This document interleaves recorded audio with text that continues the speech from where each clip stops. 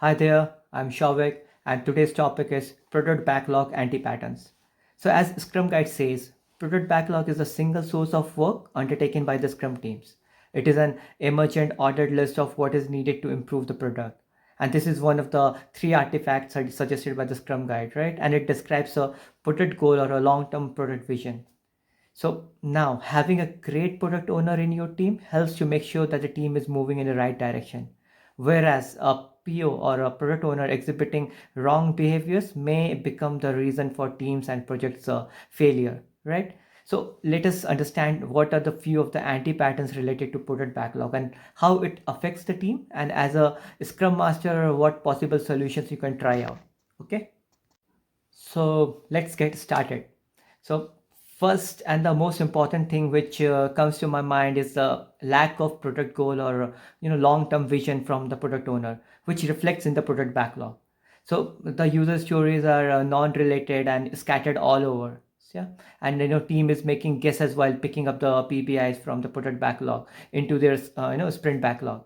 So this approach may or may not deliver the real value to the customer, right? So in such cases, Scrum Master should coach the PO to understand the vision of the project or the product from the customers, come up with the product goal and the product strategy around it. Help your product owner to leverage the collective knowledge of the team and the stakeholders.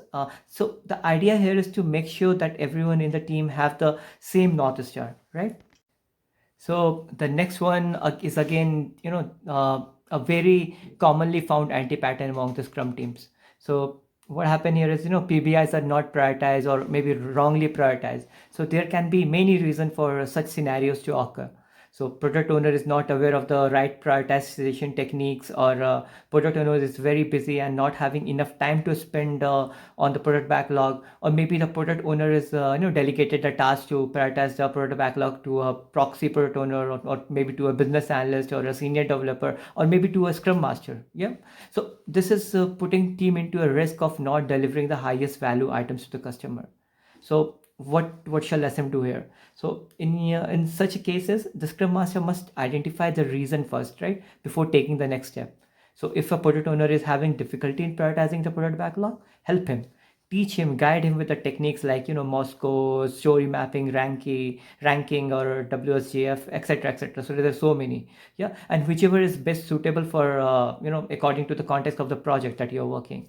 And if say product owner is not having enough time for the team, coach him, make him understand the responsibilities of this role and what is expected out from him. Yeah, offer him help with any support or guidance, right? Understand what things keep him busy. Yeah, help him reflect and see what value added work and what is not, so that he can prioritize his work in a better way. Product owner is responsible for defining the product backlog and prioritizing it to streamline and execution and delivery. So we have, as a scrum master, we have to make the PO understand that. Next up, this one is actually I have experience in one of my previous engagement. So this is a large product backlog. So the main reason behind this is product owner using product backlog as a parking lot. So any idea, suggestion, discussion, wish lists gets added as one of the PBI, and which will be refined maybe in future sometime. Even the product owner is not sure about that. So over the time, the product backlog grows, from manageable 50 or 60 items into maybe 200 or 300. And in some cases, I have seen the backlogs over 500 items long.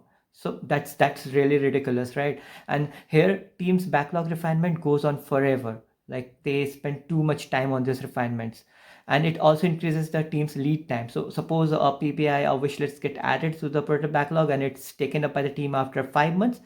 So just imagine the lead time for that particular work, right? And at times these PPIs are not relevant after a few months, and just they just occupy the space in the product backlog. So it also makes the life of a scrum team difficult, and it's actually nullify the idea of having a clear product goal. So in such a case, the Scrum Master should work with the PO to get the items deleted which are not needed, right? Coaching the PO is again a good thing to do. So coach the PO to keep your product backlog small and manageable. Ask PO to maintain a separate list of items which he thinks is important, but as of now, it is not ready for the team to work upon, right? So alternatively, you can help the PO to use categories and tags to keep the backlog, relatively organized and clean, even when there is a large number of user stories available in your board. So I tried this approach in our Azure DevOps, and it really worked for me. So one more thing, like Scrum Master should keep reviewing the product backlog along with the product owner, and keep either moving or deleting items which gets obsolete. So sometimes product owner finds it hard to say no to customers. So coach them to learn to say no or not now, right? And yes, one more thing, yeah, never let anyone from the team to add stories in product backlog. Next up, we have PBIs with a large scope. So sometimes product owner adds a broad acceptance criteria into a PBI, and it increases the risk of the user story being too bulky, or less chances of its delivery within a sprint. So in such a case, Scrum Master should introduce invest criteria to product owner and help him keeping the user story small. So I agree that there is a effort and time involved in splitting the user stories, but it also improves the chances of delivering it early, and seeking feedback faster, and hence reduces the risk. Next one I have is again related to acceptance criteria. So, PO is not adding acceptance criteria to the PPIs, or maybe it's too vague. So lack of clarity around the requirement is the biggest obstacle for a Scrum team to deliver value to its customer. So, acceptance criteria should not be ambiguous or incomplete. I have seen acceptance criteria which reads like, feature works as expected, and this is not going to help anyone, right? So this leads to a lot of conflicts within the team, and also results in a lot of reworks and bugs. So in such case, Scrum Master should make sure that acceptance criteria is well drafted before the effort estimation.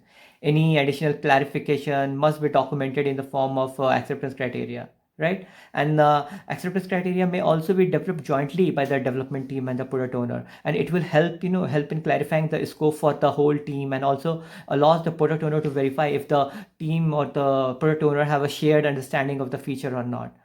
Clear acceptance criteria results in more efficiency and less frustration for the team, right? Next one is very interesting. So yeah, I have seen the product owners who moved into this role from technical side of work. So they are like technically very sound, but struggles with the business side of the work, right? So their lack of knowledge towards the business requirements, and their inability to read the pulse of the customer or the market may lead to some wrong prioritization sometimes. So also, as they come from technical background, the way the user stories are constructed are more of a technical user story rather than the business user story.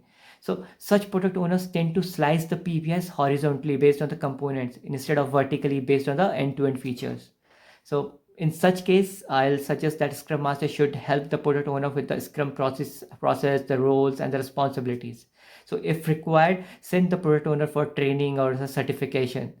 Conduct some design thinking workshops, or maybe story mapping sessions along with the product owner stakeholders, involve the customers as well. Onboard a business analyst or a SME to help the PO with the initial phase of transition. Take workshop on writing user stories. Show empathy, and help your product owner to become one which you want him to be, right? Next up is just opposite of the previous one. So here the product owner is from business side, and he doesn't have any technical empathy with the team. So he wants the feature to be delivered, and keeps on deprioritizing the technical dates. So they just focus on the output and delivery, and not on the implementation details and challenges. So ignoring technical dates and implementation challenges may lead to big risk of production failure, yeah, in future sometime. It also makes the team unhappy and demotivate them to move faster, right? So in such a case, what should I do, like Scrum Master should do? So Scrum Master should help the product owner understand what it takes to build and deliver the product. Having a Gemba walk along with the PO can help him relate to the challenges the team face while developing. And Scrum Master can also convince the PO to look into the technical solution, so that he can also challenge the developers as well. So creating a tension between the product owner and developer is healthy, as long as the intentions are to solve problems the best way possible, right? So do remember that the Scrum teams share one goal: building meaningful products, and each team member help each other to strive. And the last one that I have is a conflicting priorities in product backlog. It's very rare, but there is a possibility. So it happens when there are like multiple product owners working with the same team and maintaining a same product backlog. So here accountability becomes an issue as well. So, in this scenario, the product backlog often grows larger with each passing day.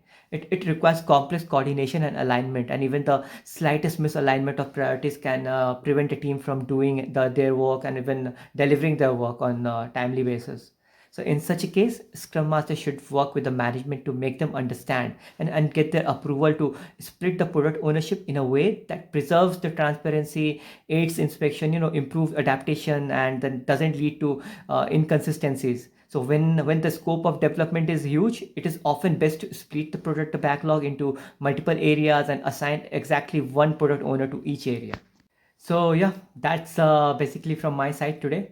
One thing I like to say before signing off: whenever you identify any anti-patterns, right, not just with the product backlog, even any anti-pattern in other events as well, or within the team, within any of the role, act upon it. Address it immediately. Bring it to everyone's notice.